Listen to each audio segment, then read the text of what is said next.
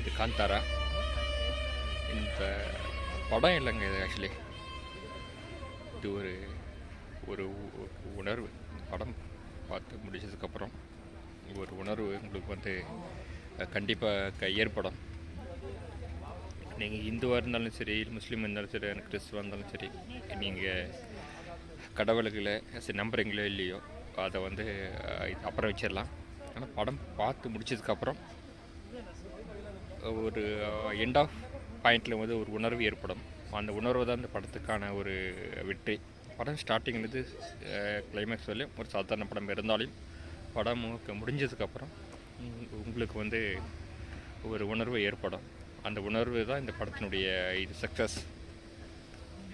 இந்த என்டையர் டீமுக்கும், இந்த ஒம்பாலே இது ப்ரொடியூசருக்கும், ரிஷப் செட்டி, அந்த என்டையர் டீமுக்கும் என்னுடைய ரியல் சல்யூட்.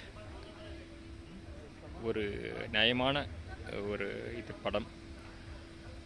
சொல்லப்போனாக்க ஒரு லாரன்ஸ் மாஸ்டர் அந்த ஃப்ளேவர் தான். ஆனால் இது வேறு மாதிரியான ஒரு ஃப்ளேவர். இது ஒரு உணர்வுங்க. படம் பார்த்து முடிச்சதுக்கப்புறம் ஒரு உணர்வு ஏற்படும். ஸ்டார்டிங்லேருந்து படம் இல்லை, ஆனால் படம் முடிச்சதுக்கப்புறம் இந்த ஒரு எண்ட் பாயிண்டில் வந்து ஒரு உணர்வு ஏற்படணும்.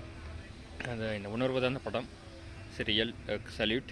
என்டையர் டீமுக்கு வந்து என்னுடைய மீண்டும் மீண்டும் ஒரு சல்யூட் தான்.